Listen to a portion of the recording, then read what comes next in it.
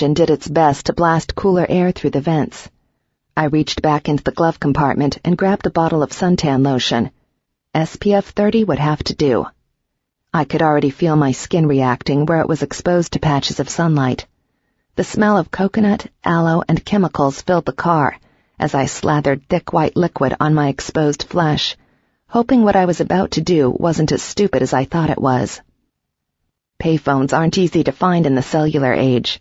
The days when Superman could pop into the nearest phone booth have been gone longer still.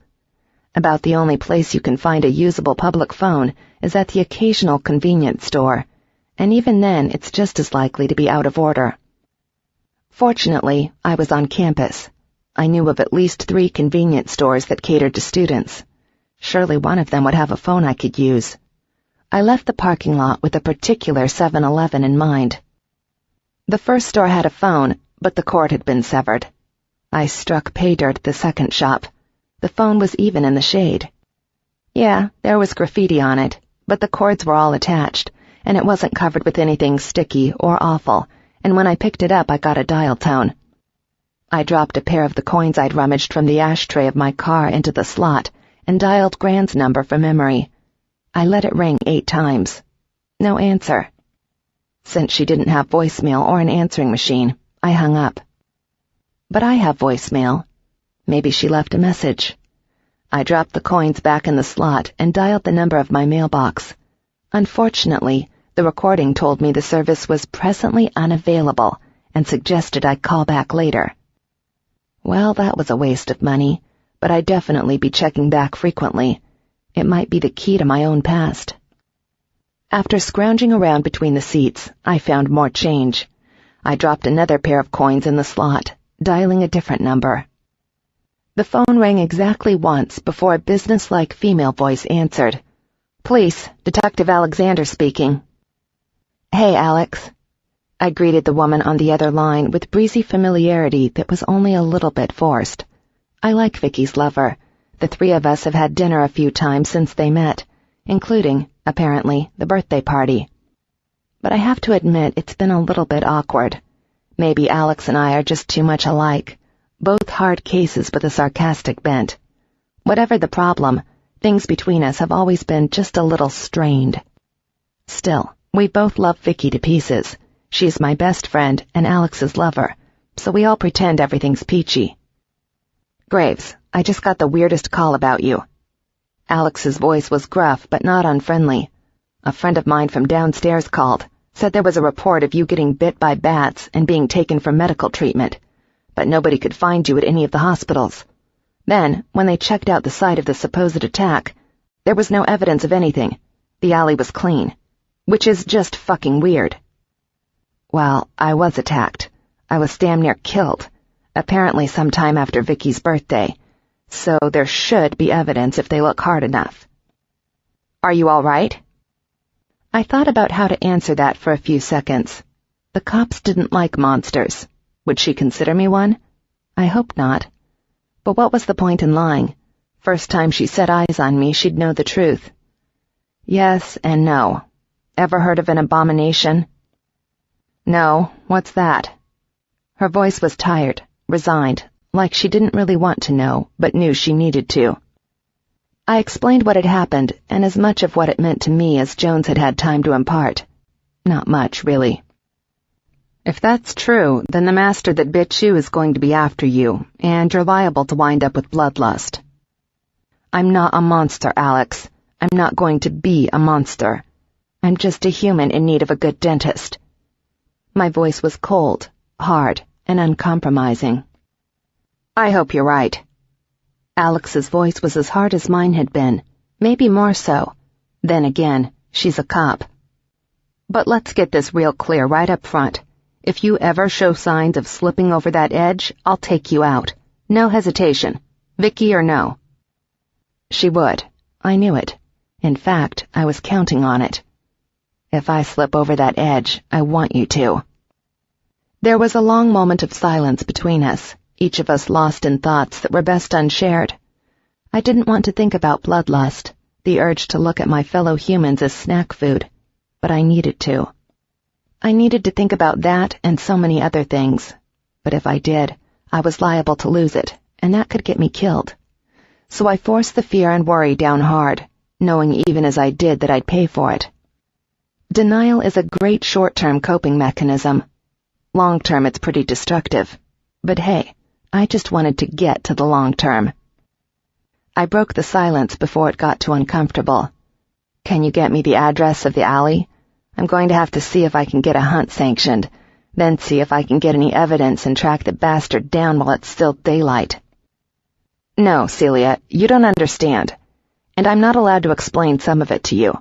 Suffice it to say that the alley your friend sent us to is clean. Someone even hauled away all the trash. The rest of the neighborhood's a dive, but my friend swears you could eat off the pavement in that alley. What the... I blinked a few times with shock. That's just... bizarre. Her tone said she agreed. Like I said, weird. Somebody went to a lot of trouble to get rid of the evidence of something, presumably your vampire attack. My friend would like to know why. So would I. They're going to see if any of the shops in the area have video surveillance, but he's not particularly hopeful, considering the neighborhood. Obviously, he'll want to take your statement. How soon do I need to be there? Sooner is better than later. Go to the front desk and ask for Gibson. I'll tell him to expect you. I sighed. I didn't want to do this, but if I played nice with the cops, they were more likely to issue the warrant sanctioning my hunt, and I might be able to keep my concealed carry permit. If I didn't agree to the questioning, well, paperwork can be lost, delayed, misfiled, all kinds of things. They wouldn't do it to get me killed. In fact, they'd probably be hunting for the bastard who did this to me just as hard as I was. But they'd keep me out of it. I didn't want out of it. She laughed, but not like it was funny. You sound so martyred. It won't take that long. Besides, if you cooperate, he may be willing to pass along what little information they've been able to gather. The master vampire that tried to turn you is going to try to either kill you or finish bringing you over. And someone went to a lot of trouble and expense covering this up. You're going to need all the help you can get. Yeah, wish I knew what I needed help with. I said it for Alex's benefit, but it was the truth. Vamps frequently run in packs, but they're not organized. They don't generally clean up their messes either. Something big was going down, and, lucky me, I'd stepped right in the middle of it. Look, you're only about 10 minutes away. Come straight over. I'll meet you in the lobby and bring you up. Otherwise people are liable to freak when they see you. She wasn't wrong. Just on the short trip to the car from the lab, I'd noticed a couple of people doing a double take and hurrying away from me. Daylight or no, something about me scared them, even with me carrying Emma's pretty floral umbrella. Alex seemed to sense something in my silence. Just get here. One step at a time. Right. See you in a few. She hung up without saying goodbye, but then she usually did. I set the handset back in its cradle and steeled myself to go inside. I wanted a replacement cell phone sooner than later. You can get a basic phone cheap and easy at pretty much any convenience store, such as the one I was standing in front of, and it only takes a couple of minutes to activate it and load up some minutes. Maybe I'd find my regular phone. If not, I could get it replaced for a small fee by the company that held my plan. But in the meantime, I needed something. I took a deep breath, told myself that it was broad daylight. Everybody knew that bats were nocturnal. I'd be fine. I was still repeating it like a mantra when the clerk behind the counter let out an ear-splitting shriek of abject terror, grabbed one of those huge multi-tank squirt guns, and began hosing me down with holy water. It wasn't how I would have wanted to test whether or not I could handle holy water, but hey, I got lucky. It didn't burn. Nor did the cross she held up glow, burn, or react to me in any way. I was grateful for that. But it embarrassed the hell out of me, and made me just a little bit pissed, because everybody in the store was staring and muttering to each other under their breath, even as the clerk apologized and handed me paper towels to dry my face and hair. I practically threw the money onto the counter for the phone, the minutes, and a large blessed cross set with enough rhinestones to blind the unwary, and ran from the store. Sitting in my car, I fought not to cry. Stupid, really. I was alive. The water hadn't burned me, hadn't hurt me at all. For a brief moment, I was relieved beyond measure. But I could still see the expression on that woman's face, the naked fear in her eyes, could see and hear the pulse pounding at her throat. It made my mouth water. I hated feeling helpless. Yeah, I know, pretty much everybody does, but I hate it. I've spent years in therapy, and more years doing just plain hard work, to gain as much control as I can over my life. I train my body, my mind. I run my own business so that no one can order me around. I make sure that each job is planned to the last detail, and that I have the absolute best equipment so that I can control everything as much as I can. Her fear had made me hungry. How the hell was I supposed to cope with that? I thought about calling into my office, but I had to charge the phone first and then load the minutes. A black and white police cruiser pulled into the lot, and I decided against using the payphone again. Apparently the clerk didn't like that I was still lurking outside. I said a couple of uncomplimentary things under my breath and started the engine. I even gave the cops a cheery little wave as I drove past. Bitchy? Possibly. But it made me feel just a teeny bit better. Today, I'd take every little bit that helped. I'd stop by the office and check my messages after I finished talking to the police. I wouldn't stay long. I was already tired, and I had lots of things to do if I was going to get ready to hunt my sire. I was distracted enough that I almost missed my turn. I managed to get onto the loop, but I had to cut across 2 lanes of traffic to do it. Traffic was lighter than usual, so I made good time. Normally I'd have slipped in a CD, but I turned on the radio instead. I was listening for the news. If I'd made it to the job and the prince had gone down, it'd be a headline story at the top of the hour. If he hadn't, the politicos would probably sweep the whole thing under the carpet. Because while the press may love a scandal, royalty generally doesn't, particularly when the folks back home are fundamentalists.